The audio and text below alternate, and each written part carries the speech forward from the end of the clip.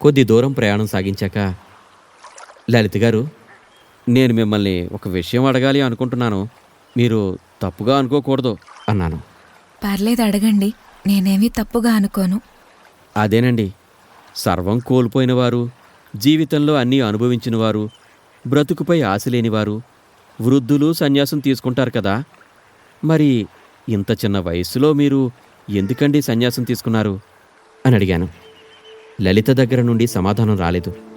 మౌనంగా తన చేతిలోని రుద్రాక్షల తాయెత్తును పట్టుకుని దాన్ని చూస్తూ ఉండిపోయింది. ఏమండి, నేనేమైనా తప్పుగా అడిగానా? మీ మనసుకి కష్టం కలిగించానా? అలాంటిదేమీ లేదు. కానీ సమాధానం మాత్రం చెప్పలేదు. పడవను నెమ్మదిగా పోనిస్తున్నాను. ఎందుకంటే తన నుండి సమాధానం వస్తుందేమోనని, ఇంకా తనతో కొద్దిగా ఎక్కువ సమయం గడపొచ్చు కదా అని. తను మాత్రం నా వైపు చూడడం లేదు. అలాగని తను కోపంగానూ లేదు. మౌనంగా ఉంది. మరీ నెమ్మదిగా వెళితే తనకు ఆలస్యం అవుతుందని వేగం పెంచాను. మన బాధ ఎదుటివారితో చెప్పుకుంటే కొద్దిగా అయినా తగ్గుతుందండి. ఎదుటివారి సంతోషం గురించి తెలుసుకోలేకపోయినా పర్లేదు, కానీ సాటి మనిషి బాధలో ఉన్నారని తెలిసి కూడా అడగకుండా నేను ఉండలేనండి. అందుకే అడిగాను. నా మాటలకి మీ మనసుని బాధ పెట్టుకోకండి అన్నాను. ఎదుటి వారి బాధను తెలుసుకొని వారికి సహాయపడాలన్న మీ ఆలోచన చాలా మంచిది. కానీ బాధల్ని గుర్తు చేసుకోవడం నాకిష్టం లేదు. అంతేలేండి, ఎవరికైనా బాధల్ని గుర్తు చేసుకోవడం నచ్చదు.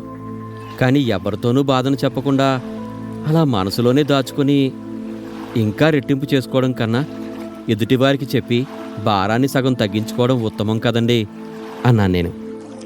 మౌనంగా చూసింది నా వైపు లలిత. సీతాఘాట్ చేరుకున్నాం. చేతిలో 10 రూపాయలు పెట్టి, రోజూ చేతిలో డబ్బు పెట్టి వెనక్కి తిరిగి చూడని లలిత ఆ రోజు కొద్ది దూరం వెళ్ళాక మెల్లగా వెనక్కి తిరిగి చూసింది. నేను వెంటనే దృష్టిని ఆమె నుండి వేరే వైపుకు మరలించాను. 2 నిమిషాల తర్వాత మెల్లగా చూశాను. అక్కడ లలిత లేదు. తను సాయంత్రం వస్తుంది కాబట్టి నేను కొంతమంది ప్రయాణికులతో రామ్ఘాట్ చేరాను. ప్రయాణికులతో రామ్ఘాట్కి చేరుకునేసరికి మధ్యాహ్నం అయింది. భోజనం చేసే పెద్ద పడవ దగ్గరికి వెళ్ళాను. అక్కడ శేఖర్ పడవలోకి వెళ్లే మెట్ల దగ్గర నిలబడి ఉన్నాడు. నన్ను చూసి మొహం వేరే వైపుకు తిప్పుకున్నాడు. నేనే వాడి దగ్గరికి వెళ్ళాను. ఏరా, ఆకలిగా ఉంది, నేను భోజనం తెచ్చుకోలేదు అన్నాను. నా దగ్గర నువ్వు దాస్తున్న విషయం ఏంటో చెప్పే వరకు నీతో మాట్లాడేది లేదురా అన్నాడు శేఖర్.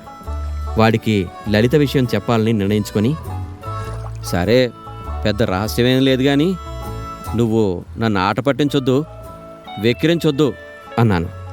అబ్బా సరేలేరా, మొదటి విషయం ఏంటో చెప్పు.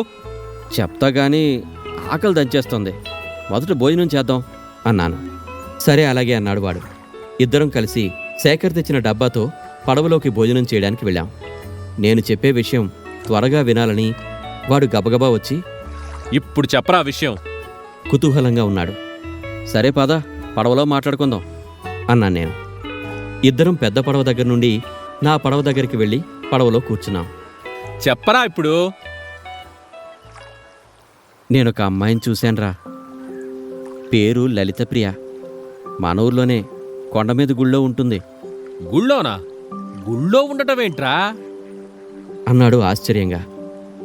అరే, చెప్పేది వినరా, ఇలా మధ్యలో అడ్డు తగిలితే నేను చెప్పను అని అనేసరికి శేఖర్, సరేరా బాబు చెప్పు, ఏమి అడ్డు తగలంలే. అరే, ఆ రోజు నేను స్పృహ తప్పి పడిపోయినప్పుడు పడవలో ఉందే ఆ అమ్మాయి ఎంత అందంగా ఉంటుందో, నచ్చిందిరా. కానీ ఒక్కటే సమస్య. సమస్య ఏంటి? నువ్వు నీ మనసులోని మాట చెప్పాయి, ఎవడు అడ్డుగా వస్తాడో చూస్తా, నేనున్నాను కదా నీకు. సమస్య ఎవరో అడ్డొస్తారని కాదురా. మరి నువ్వు పడవ నడిపించుకుంటూ బ్రతుకుతావు, పేదవాడివి అని ఆలోచిస్తున్నావా? దాంతోపాటు ఇంకో సమస్య ఉందిరా. ఏంట్రా, ఇంకేంటి సమస్య? కొంపతీసి ఆ అమ్మాయికి ఇంతకుముందే పెళ్ళయిందా ఏంటి? నోర్మి యాదవా, అది కాదురా. ఆ అమ్మాయి ఒక సన్యాసిని. ఏంటి, సన్యాసినా? ఆడవాళ్లలో కూడా సన్యాసినులు ఉంటారేంట్రా? పోయి సన్యాసిని ప్రేమించడమేంట్రా? అమ్మాయి అంటున్నావు, సన్యాసిని అంటున్నావు. అసలు అంత చిన్న వయసులో సన్యాసినిగా ఎందుకు మారిందో ఏమిటో ఏమైనా తెలుసుకున్నావా? నాకేంటో అంతా వింతగా కొత్తగా ఉందిరా రాము. ఆ అమ్మాయిని చూశాకనే తెలిసిందిరా, ఆడాళ్ళలో కూడా సన్యాసులు ఉంటారని. తన గతమేంటో చెప్పమని ఇవాళ పొద్దున్న అడిగాను, కానీ తన నుండి సమాధానం రాలేదు. ఎలాగైనా ఈ సాయంత్రం తన నుండి సమాధానం రాబట్టుకుంటా. అరే, సమాధానాలు తెలుసుకోగాని ఆ అమ్మాయి నీ ప్రేమను ఒప్పుకోకపోతే మాత్రం తప్పుడు నిర్ణయాలు తీసుకోకు. అని వెళ్ళిపోయాడు శేఖర్.